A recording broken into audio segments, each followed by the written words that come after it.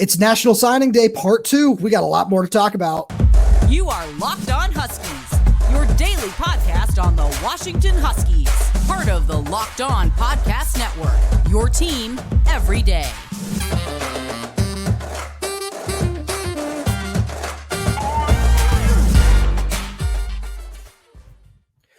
Welcome back into another edition of the Locked On Huskies podcast. I'm Roman Tomashoff. That's Lars Hanson. We write for Inside the Huskies of Fan Nation Sports Illustrated. You can check out all our written work over there at si.com/college/Washington. Thank you for making this your first watch or first listen of the day.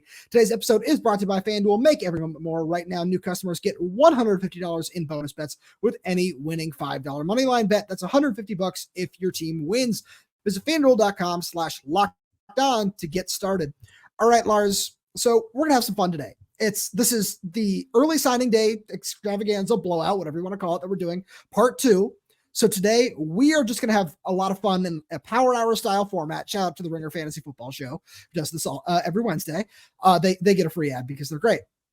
But what we're going to do is we're just going to spend a minute or two on each prospect that has officially signed with Washington. We'll see what happens with Dominic Kirks. And this is just the high school prospects because we're going to spend a lot more time on the transfers as well. But today we're going to just talk about the high school prospects, just the ones that have signed. So that's 15. And we are just going to get right into it here. We are going to start with defensive tackle Omar Khan from Bridgeland in Texas.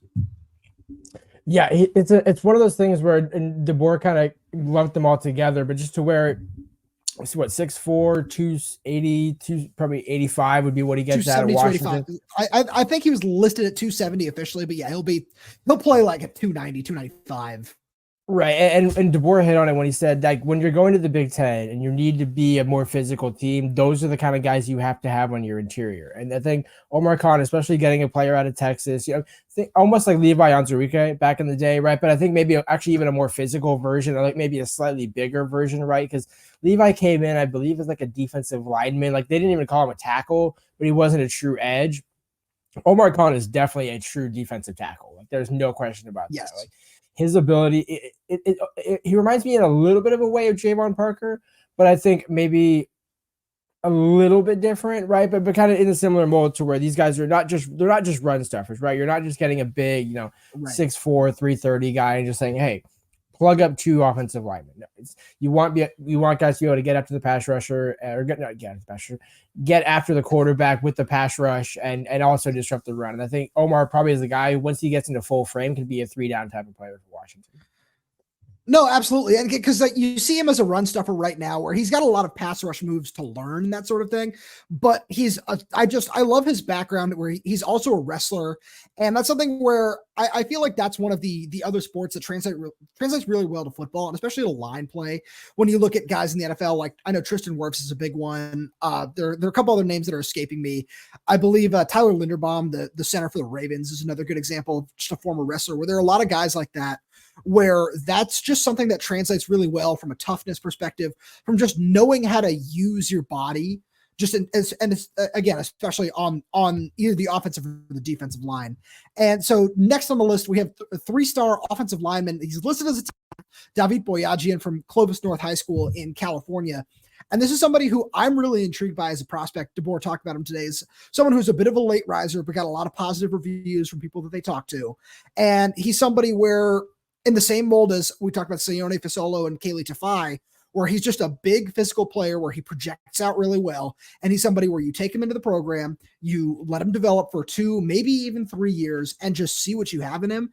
And I feel like he's a really promising just prospect to have. Exactly. And I mean, I remember that's when I talked to him after he made his decision back in, I believe, August or September. In September, because he didn't actually have any, he really didn't have any schools looking at him coming into the season. And partially because there's a bit of injury, there's a bit of COVID year, there's a bit of all that. But then he made a significant jump in that first few, like I believe 6 games or 5 games of the season. And then he got a couple offers, and then Washington was like, hey, maybe we actually have something here. Courtney Morgan was one of the ones that had caught his eye. He caught Courtney Morgan's eye pretty early on in the process. And he was kind of one of those guys where, just like you mentioned, he can project out very well. You don't have to, especially with, bringing in other transfers and stuff like that and having guys on the roster that you mentioned, you don't have to play right away. You should be, because most of the time offensive linemen shouldn't play early, right? Unless you're an exception like Landon Hatchett, even Parker Brailsford had to redshirt, right? So there's always guys that, hey, just add a little more weight, get a little more frame. And I think also for the future of the position at tackle for Washington, he's a guy where, knowing that you might have some question marks 2-3 years down the road, he's a guy that you could easily see projecting out, growing into that mold, and either playing left or right tackle, because I think he can do a bit of both. So I think it's just a matter of which one does he end up kind of naturally fitting in within his first year in the program. No, I couldn't agree with you more there. I like that assessment a lot.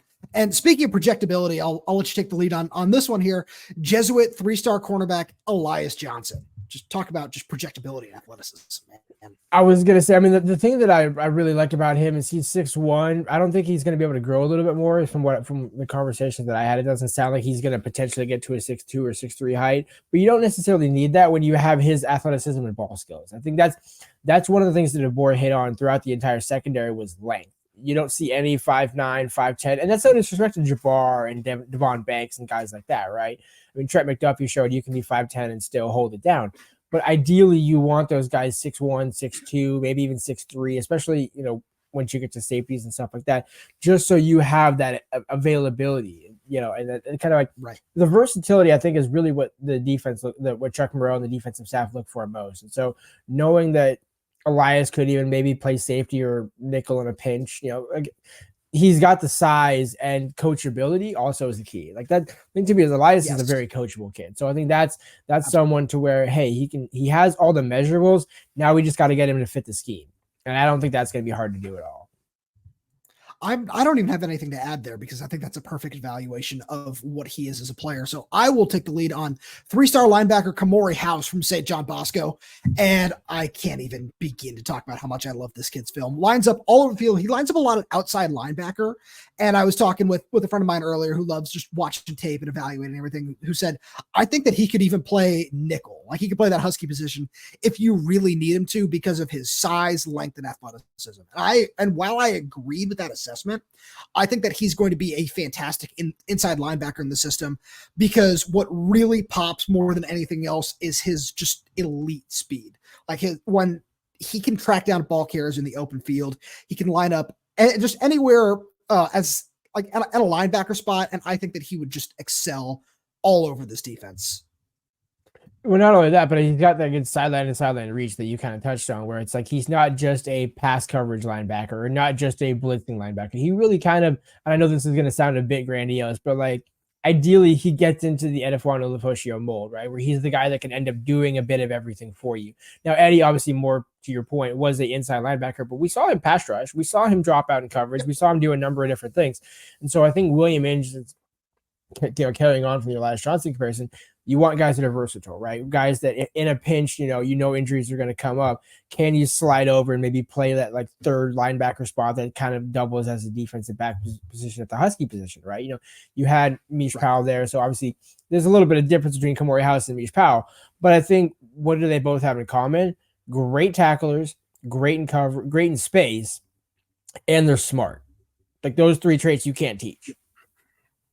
No, I agree. And then let's pick it up right here with one more before we hit our first break here, who I'm surprised this low. We're just reading off the 247 Sports just list here from bottom to top. So the next one on this list is 3-star edge rusher, as Kalen DeBoer told us today, Kiona Willight from South Point Catholic. Yeah, that was an interesting one, because Kiona, when you look, he's what, 6'4", 287. That's a pretty solid. Is he listed at 287? Yeah. We can here. According to the UW's official release. Okay. Because Kiona almost is a bigger, better version of what Sakai did this year, right? Where he's got the ability to be a pass rusher, but he can also set the edge set the run as the edge on the edge, and then have Noah Carter, right? Because if you're just playing out guys in this class playing together, you have the run setter in Willight, who also can be a pass rusher.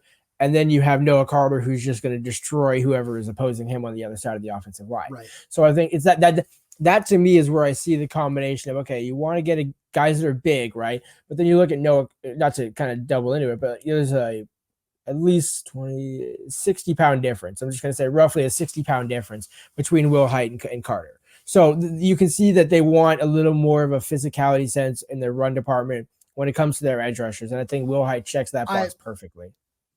So I'm looking at Willight's measurables right now, and he's listed at 6'5", 247 by GoHuskies.com. But either way, you're talking about a guy that's going to be able to make an impact, not just as a rusher, but as somebody who can also, do a multitude of things on the defensive line.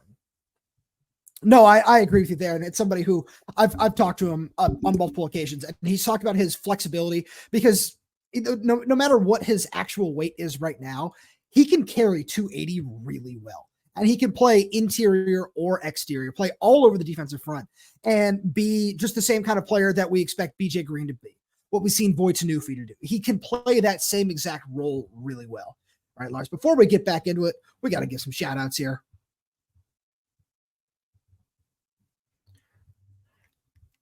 And whenever we talk recruiting, we got to send a nice message to our friends over at LinkedIn, because when you're hiring for your small business, you want to have as many top tier candidates as possible to interview. That's why you have to check out LinkedIn Jobs. LinkedIn Jobs has the tools to help find the right professionals for your team faster and for free. LinkedIn isn't just another job board.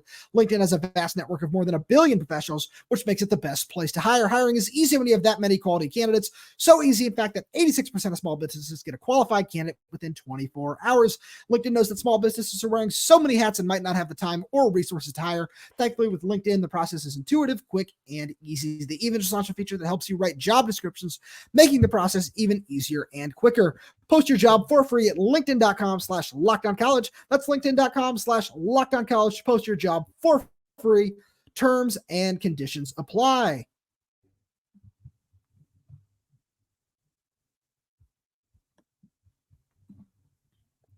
So next up is somebody we didn't really devote a whole segment to this, because I feel like we've talked about him a lot over the past couple of weeks, and that is Samuel Clemens safety Paul Mencke Jr. Yeah, I mean, we kind of had a hunch that what was going to happen was what happened ended up happening, but I think again, it's still a big victory, right? No matter how you can say whether maybe Duke let him go, Elko didn't bring him with him.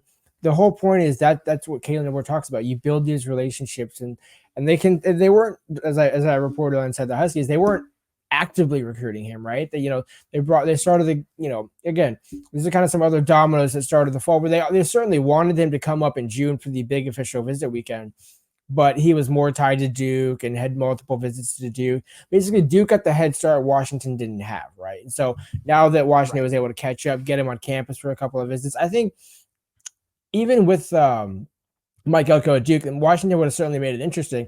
Now Elko leaving obviously makes it a little bit easier, but I mean, Paul's a guy where he can, it sounds like almost like a quarterback of the defense, right? Where the way just with the board described him, kind of a guy who's more of a cover guy, but certainly can still hit a guy. But I think, at 6'2", 180, he's got that perfect body type to be what Vince Nunley, what started to become the season, right? Where he was a guy that you can rely on in coverage, a guy that can be a help over the top, but also can still come in and make some tackles. And I think that's the thing that stands out to me when you watch Mencke, is he's a guy that always makes plays in space. And I think that's something, especially in the secondary, that this team hasn't had of late, in the past couple of classes, that now you're starting to see those bodies with size come into the room.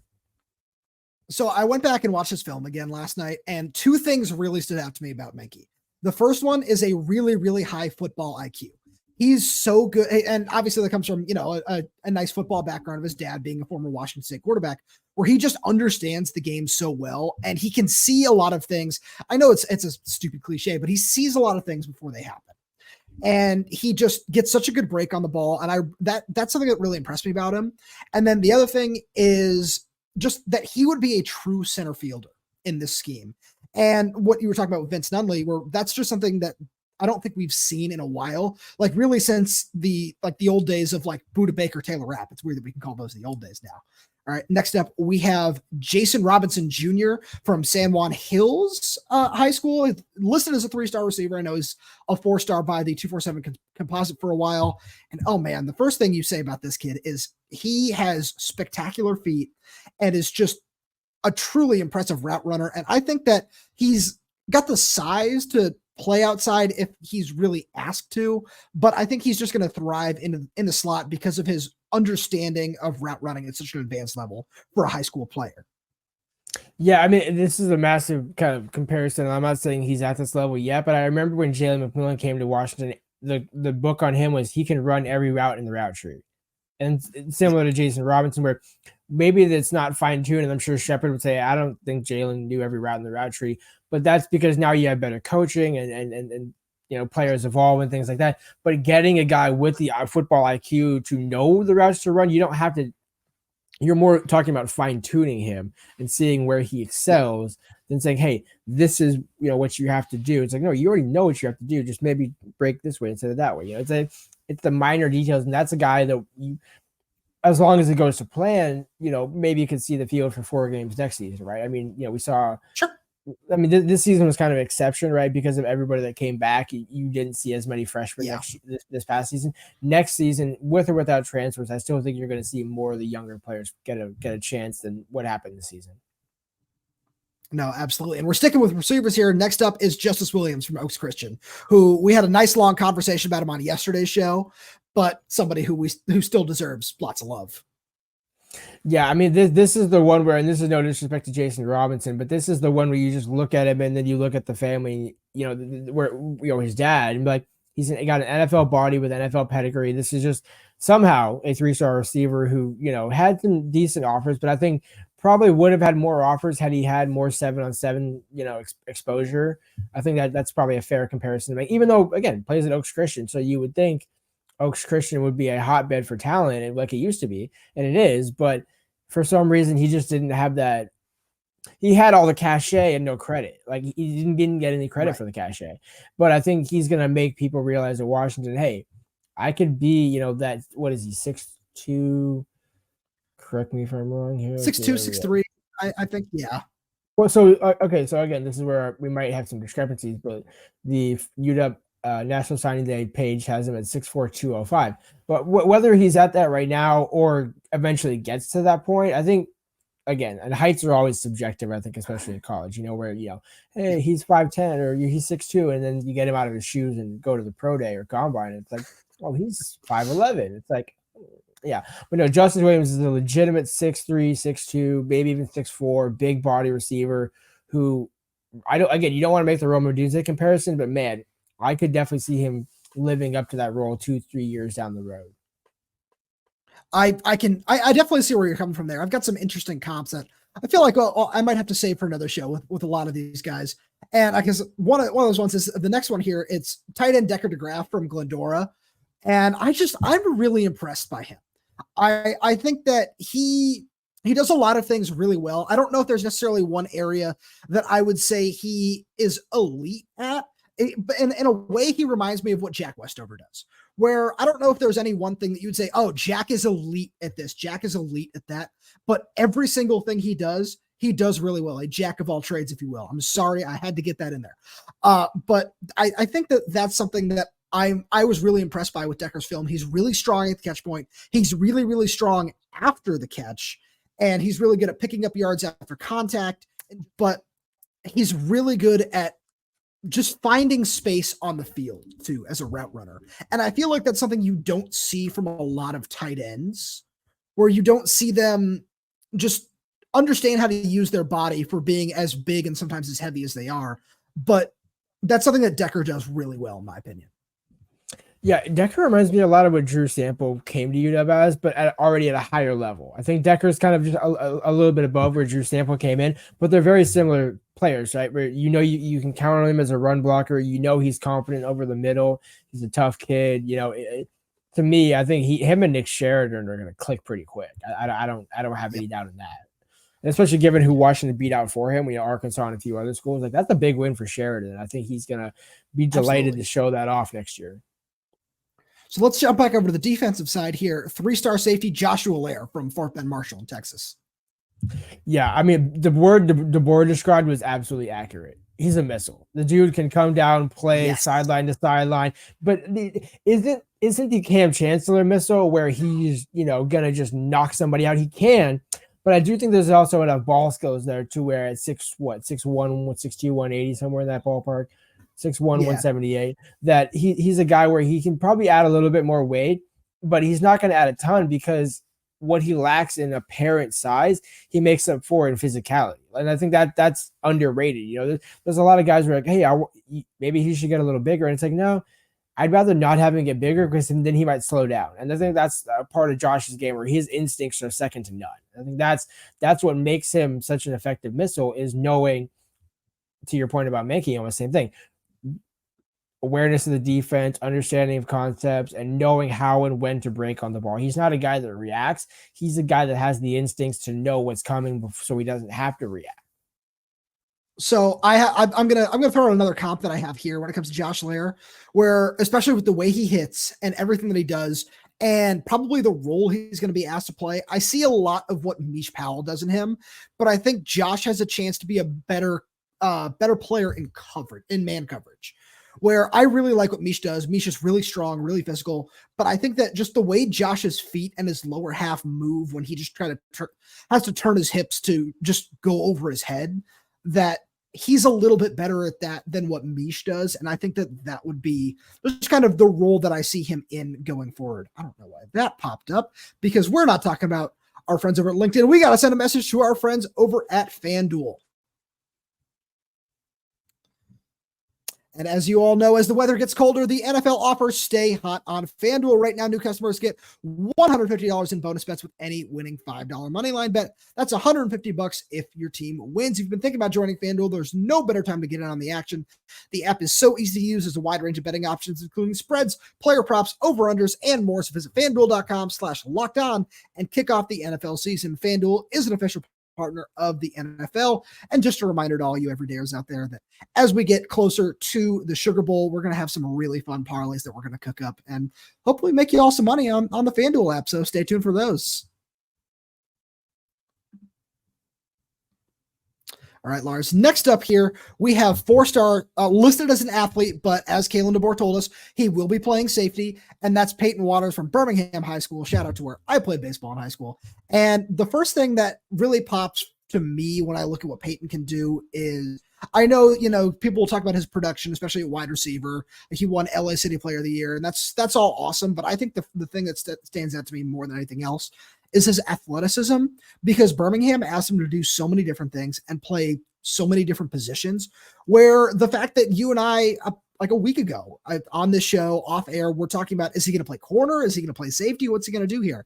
And the fact that we were even able to have that discussion speaks to not only his athleticism and his versatility, but also his football IQ, where he's able to do so many different things where it's, oh yeah, I feel like I'd be comfortable with him doing that, where I'm sure there are coaches that might say, oh, I would have been comfortable playing him at wide receiver too, where just having that, not only having that knowledge in the secondary and being able to do that, but also just that pure athleticism is going to be huge for him at the next level.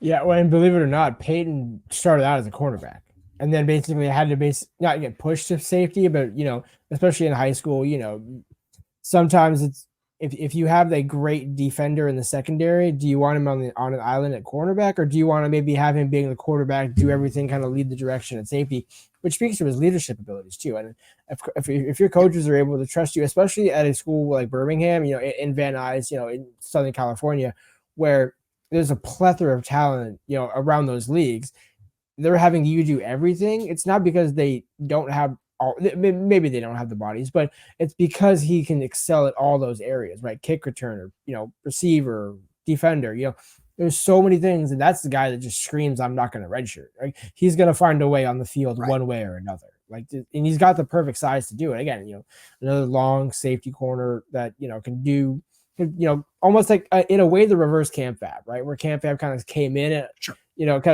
was able to play some nickel Husky, where if Chuck Morass, Peyton Waters to go down and play cornerback, that's almost like a return home for him. Yep. No, I can see that a lot. Yeah. Especially the redshirting thing. If he gets on the field next year, I would not be surprised in the least bit. All right. Next up for us here is my favorite player in this class that I just gave so much praise to yesterday, because he deserves it, as Ratum Balavu from Army and Navy Academy in Carlsbad, California, who will be playing defensive tackle, as Kalen DeBoer confirmed with us today. I'll let you take the lead because the everydayers already know what all my feelings about him.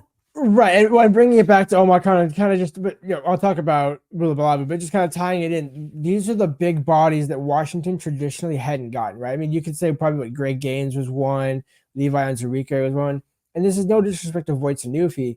He's playing above his pad level, right? When you get a guy like Balavu, 6'4", 270 plus. I'm just going to be casual on the weights here because it's like, I think Kalen DeBoer said 285, which made me so happy to know that he's going to be just a true defensive tackle with flexibility.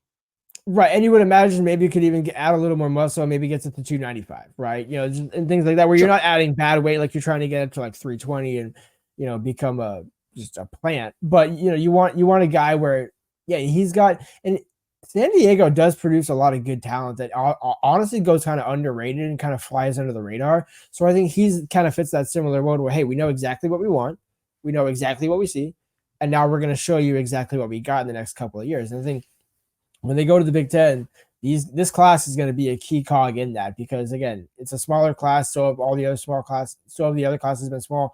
But this one seems a lot richer in talent. That's not a slight to the other classes, right? It's just like this class seems like the staff kind of took a couple of years, like, okay, wait, what do we want? Maybe balance out the portal. Now it's like high school, we know exactly what we want. Yep. And so let's stick with this, with the whole theme of building the trenches here.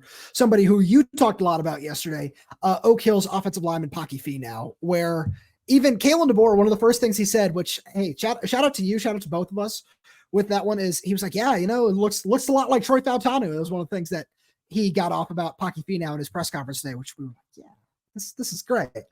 Man, he's so athletic.